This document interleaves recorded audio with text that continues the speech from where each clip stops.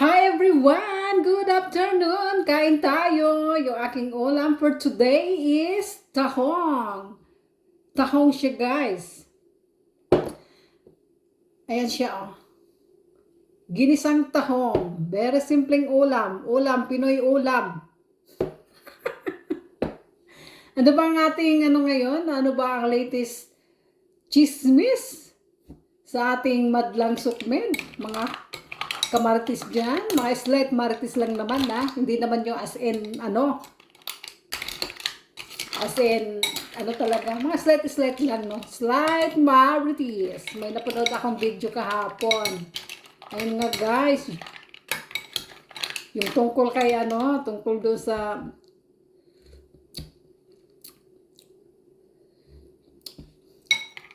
libing ni Ate Charing, yung reyna ng South Korea guys. Yeah, medyo nagkakaano na sila doon. Nagkagulo-gulo na. Ano ba yan? Nag-ano-anohan na sila guys.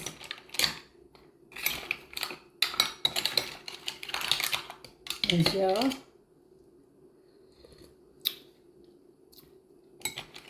Para sa akin naman guys, para sa akin naman, hindi naman siguro masama na, di ba, na mag-ano ka, tawag dito yung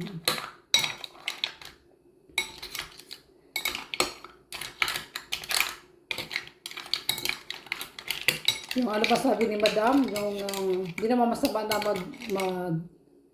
magbilang, di ba? Kasi sa panahon na na kailangan ni Ate Charing ng tulong, si naman ang nandyan. Si Madam Wakwak naman ang nandyan guys, ang tumulong sa kanya, no? Ay, baka sabihin ako nakikichismis lang naman. Slight lang. Anyway, alam niyo guys, itong Coke na to, binili ko to sa sa convenience store. Bumili ako ng isa. Bumili ako nito guys, bumili ako nito, isa. Ngayon, nung nakita ko doon nakalagay 50% discount siya. Nakalagay doon 1,000, tsunon, $1, ganyan.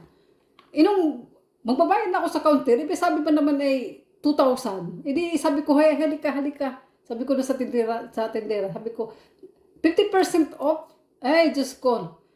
Ang ano pala niya guys, 50% off. Pag bibili ka ng isa, 2,000.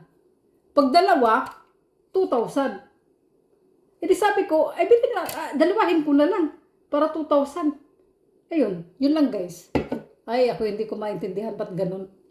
Kung isa bibilhin mo, 2,000.